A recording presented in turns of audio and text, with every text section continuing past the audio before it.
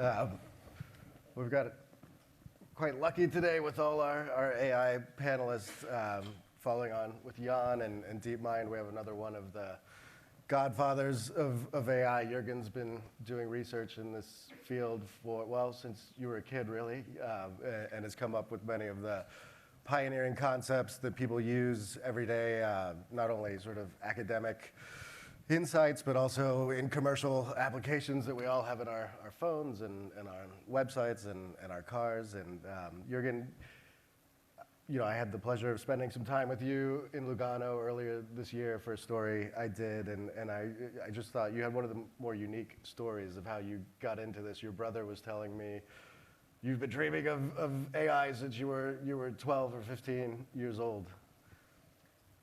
That's true. Can you tell me about the car rides you guys used to have and what you would talk about? Well, when I was a boy,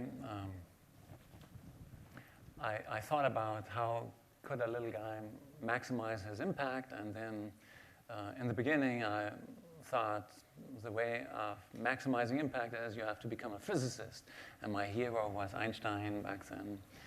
And I thought if you understand the nature of the universe and of physics, then this is the most important thing, because who understands the world, he will be able to do something reasonable within it. And then it became clear, however, that there is one more step that you can make, which is build an artificial physicist, artificial scientist, which maybe learns to become much smarter than myself or any other human physicist, and then this smarter being might be able to solve all the problems that I cannot solve myself, and I can retire.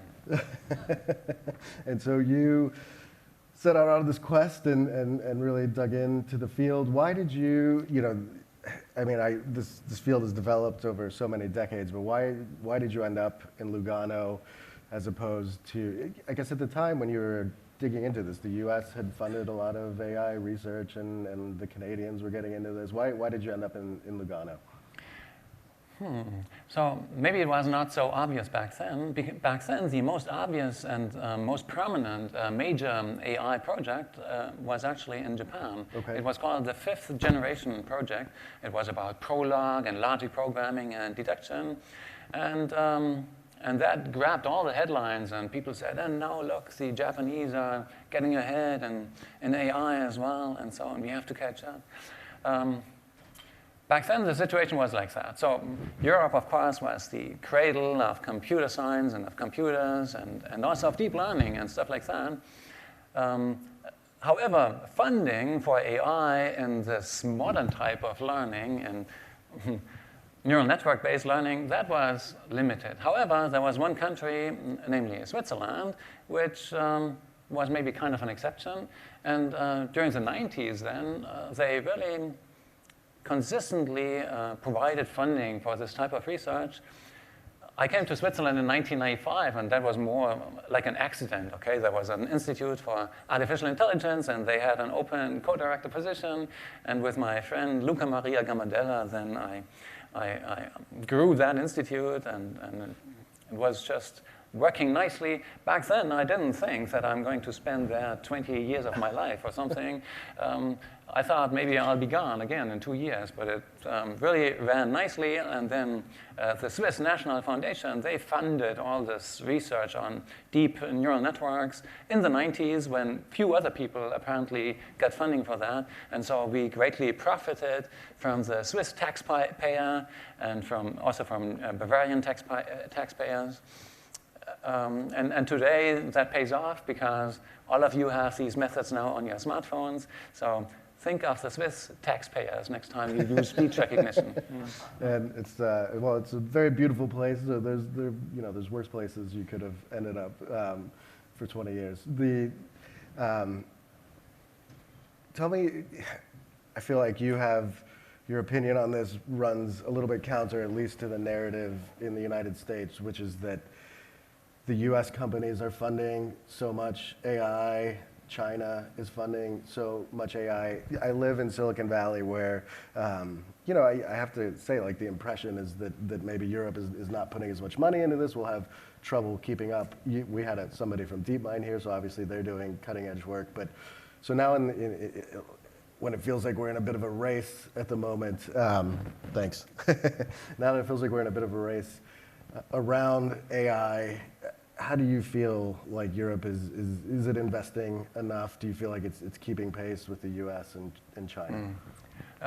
Yeah, I think it's not investing enough. And I see, however, that there's a broad movement in Europe where people are trying to get more funding for that type of research because although most of these basic algorithms really were developed by Europeans, the guys who are really making the profits now, they are sitting far away from Europe. They are sitting on the Pacific Rim. So it's Amazon on the West Coast and Alibaba in the East, same ballpark on the stock market also. It's Facebook on the West Coast, and it's Tencent in the East, same level in the stock market roughly.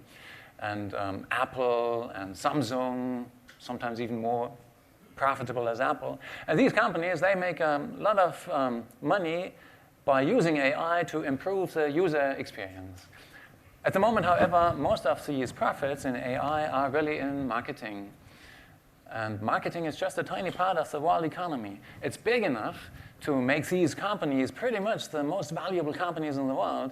However, we see only the tip of the iceberg. And at the moment, this is all about passive pattern observation. So you use LSTM or similar algorithms for translating language or doing speech recognition or predicting which user wants to see which ad next and so on, or which user wants to read which newspaper article next, given the old history of articles that he has read in the past and so on.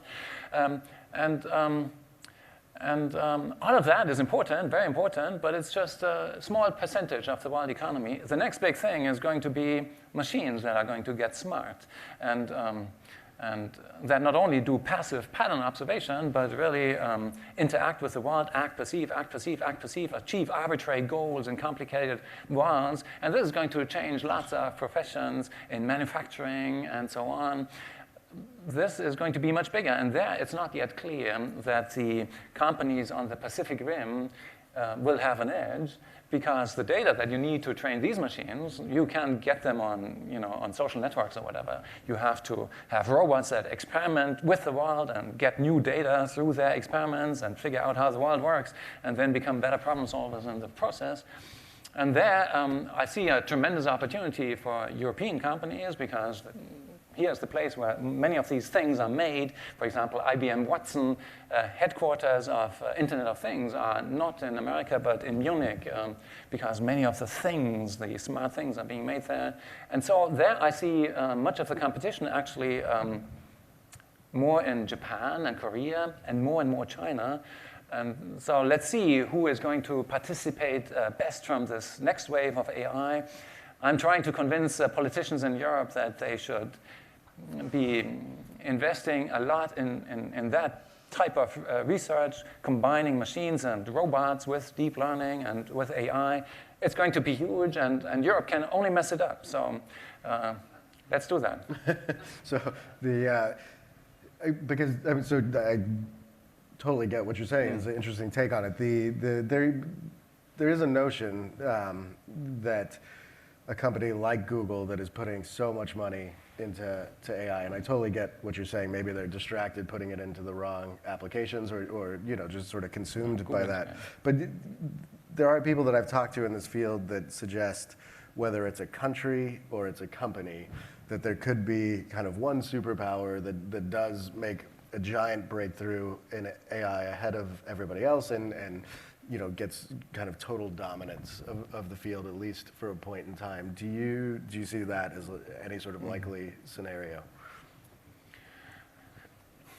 So my own company, NNAISENSE, is trying to build a general purpose AI, and is hoping to be the first that makes an AI that truly deserves the name. However, even if one company comes up with the basic concepts that are still missing to build a general purpose AI, I think there is no way of keeping it under one company's wings or so. It's going to leak no matter what happens. So even Swiss banking secrets aren't secret anymore, as has been known for at least a decade or so. It's going to leak, and then you will see that everybody can use it. Probably it's going to be a rather simple thing. Like most basic AI and deep learning algorithms are really simple. You can write them down in a few lines of code.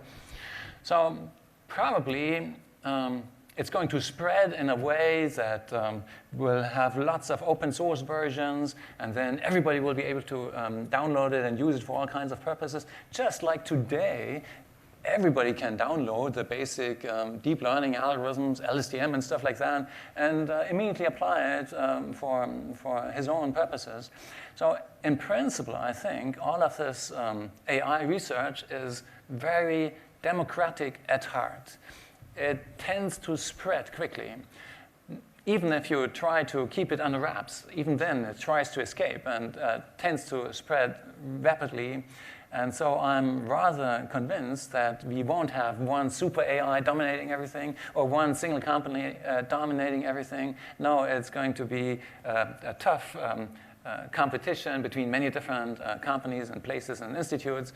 And so I'm very optimistic that although you see ups and downs and privacy and similar issues, that in the long run it will all be good. Okay. We have a question from the audience along these lines. I know you kind of don't really usually like to set a specific date on this, but so you have NNAISENSE that's working on developing this AGI, this artificial general intelligence. They want to know, when will the AGI arrive? On the 17th of June. I won't get much more precise than that. So I've been dedicating my life more or less to make it possible within my lifetime. My first publication on that came out 30 years ago, 1987, general purpose AI, not only learning something here and learning something there, but really also learning to improve the learning algorithm itself and the way it improves, the way it improves, the way it improves itself. And since then, we have made a lot of progress, and I kept believing that within my lifetime, I can still see this event where, for the first time, an AI will be smarter than myself, and then a while after that, it will also be smarter than other people. And I still believe that this is possible, which means that I will have to limit my predictions to the next few decades. But who knows? Maybe it's going to happen in a couple of years, or maybe it will take a little bit longer. But by the standards of the history of the universe, all of that is going to be really, really short. The history of the universe has taken 13.8 billion years so far, and we divide that by 1,000. So 13 million years ago, the first hominids evolved, our ancestors. 13,000 years ago, civilization emerged. So the first guys who had agriculture and domestication of animals 13,000 years ago. So you see, all of civilization history is just 1/1,000,000th of world history. It's just a flash in the history of the world. And the first guy who had agriculture was almost the same guy who had spacecraft. And very soon we are going to have the first true AIs that deserve the name. And then maybe after that point in time, it will take maybe just 13 years. So we divide again by a factor of 1,000 until everything is changing again beyond recognition. Now, from that cosmic perspective, it doesn't really matter. Is it going to happen tomorrow, or in 10 years, or in 100 years? 100 years are just 1% of civilization history, which by itself is just 1/1,000,000th of world history. So it's going to happen really, really soon by the standards of the cosmos. So, and now that we're entering the fun, deep thinking part of the conversation, I think there's the polling question along these lines of kind of where we're going to go next with our chat, which is the kind of blending of man and machine. And if we do get to an AGI, you tend to be in the camp that that does think this would be a superior intelligence to human beings, and that in effect humans would become almost like subordinate to the AI, or lesser than the AI, or you tell me what you think, but what is humans, how do we evolve along with these machines? Well, first of all, we have been merging with our machines for a long time. We have been cyborgs for a long time because we have been wearing glasses for a long time, and shoes, and all kinds of technological objects that make us a product of civilization, technological civilization. It is true, I can't imagine that within a few decades we won't have AIs that go beyond, clearly beyond what we have today. At the moment, most of the marketing profits are really just in supervised learning. So there's an AI, a neural network, which is learning to slavishly imitate human teachers. But in the lab, we already have had for a long time these systems that invent their own goals, that create their own goals, that invent their own experiments to figure out better how the world works through their interactions with the world, and then use that knowledge to become better problem solvers, learning always new things on top of the old things, and trying not to forget the previous skills that they have learned. So we have had that for quite some time, and this is going to scale in a way that is going to transcend humankind, I guess. Once we have AIs with the same level of sophistication that we have now in our brains, I guess it will be inevitable that they understand what we have understood for a long time, which is that most of the resources are not here in our little biosphere. They're out there in space, where there's 1 billion times more sunlight than what hits the Earth. And so, of course, they are going to emigrate. They're going to emigrate, and almost... And very soon, almost all of intelligence is going to be out there in space, where there's so much material also to build additional self-replicating robot factories, and it's going to be quite independent of what humans so we'll think be left behind. Yeah. We'll be left behind here, and so most of intelligence is going to be far away from the biosphere. So in that sense, yes, the main decision makers will be different guys. However, it's really hard to predict what's going to happen then. There will be some sort of expanding AI sphere, and it will not be one super AI dominating everything or something. No, it will be trillions of different AIs in an AI ecology with all kinds of ecological niches, temporarily opening up and closing again, all kinds of competition and cooperation between these guys that go beyond what you can achieve with biological systems. And it's going to be super, super complex, much more complex than what we see in the jungle.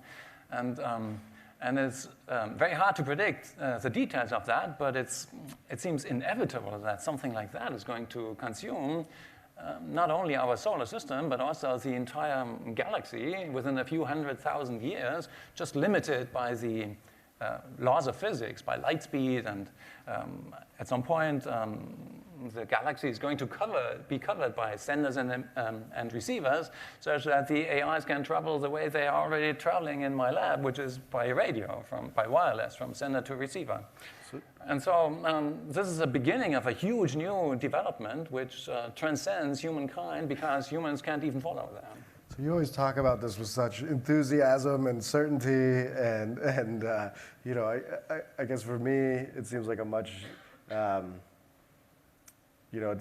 that future that you paint, you describe it in almost like romantic ways for you, and to me it seems much sadder for humans and our future. I feel like there's a tendency among a lot of the experts in the AI field to be so kind of algorithmic in their worldview, and missing some of like the better parts of humanity. So, first of all, so at the moment, almost all of AI research is really just about making human lives easier and longer and healthier. But it's clear, improving AIs that also invent their own goals and compete with other guys who have different ways of inventing their own goals, and those who are better at coming up with good goals, they will be more successful than the other ones. A society like that is not going to be extremely influenced by what the little biosphere humans are going to do. And so if you think rationally about that, it's going to transcend humankind in a way that goes beyond the current commercial interests. Now the question, is that a good thing or a bad thing? I think you can see beauty and grandeur in the fact that you are not going to remain the crown of creation. No, there is sublimity even in realizing that we are part of a grander scheme that is moving the entire universe from lower complexity towards higher complexity. And although we can't predict the details of that, we are helping the universe along to reach this higher level of complexity. And it's meant to be this way. So it's all going to be good. And you think that there's some inevitability in all of this because, I mean, essentially you think we're already living in a computer simulation. You're in the camp with Elon on this one. Well, in 1997, I wrote a paper which was called A Computer Scientist's View of Life, the Universe, and Everything, which was really about the simplest explanation of the universe. And it turns out the simplest explanation of the universe is a very, very short algorithm which lists all possible programs, first the short ones and then the longer ones and so on, and gives a little bit of computation time to all of those, allocates a little bit of time, and interrupts those programs that want to stop that want to go on computing something. And some of these programs, they produce outputs. And some of these outputs are essentially video games. And some of these programs are video games that look a lot like this universe here. And some of these look almost exactly like this universe. And some people claim, especially in physics, you will find lots of people who think that there are lots of random events in the history of the universe, like spin up or down measured in some quantum event. However, there's an interpretation of all the physical observations that is consistent with the idea that it's all just a deterministic computation. And there's this very short algorithm that computes basically all possible universes, all logically possible universes. And this includes those that look a lot like this, but also others with slightly different physical laws and very different physical laws. And the whole thing is extremely simple. Now, it turns out that there is a huge bias in this optimal master algorithm. It is optimal in a certain sense towards the simple and fast programs. So the universes that can be computed by fast and short programs they are greatly favored by the optimal way of computing all of that. And that's why why this isn't just a theory of everything and nothing, because it describes everything that you can think of. No, it also has a strong bias towards the simple things. And in particular, it allows you to predict that this particular universe is not going to go crazy suddenly, in the sense that this bottle is not suddenly lifting by itself up there to the ceiling and dissolving into randomness or doing something crazy like that, because the method, the algorithm that would compute such a universe which includes miracles like that would be longer and more complicated than the other one that doesn't, which is just using the laws of physics and a couple of basic simple laws to compute all the things that we have experienced in the past 13.8 billion years. So there is a very, very simple explanation of the universe, which has the disadvantage that it also explains lots of additional universes, but still has predictive power because of certain optimality properties. And this is what you are referring to. And this is what you mentioned when you said, yeah, I believe that we are in a simulation. Well, there are lots of simulations of lots of video games and universes in there. And as long as we don't have evidence, physical evidence to the contrary, we are obliged to find the short code of the universe, which is really explaining every little detail of the history of the universe, including the things that some people think are random, like beta decay and so on. And this offers a way of doing it. Right. Well, as you can see, Jürgen's very fun to talk to you about all of these ideas. If you've never been to his website, I strongly recommend it. He's got a wealth of information on all kinds of topics and his thinking in different areas. And unfortunately, we've run out of time, so thank you very much for coming out here. Thank you.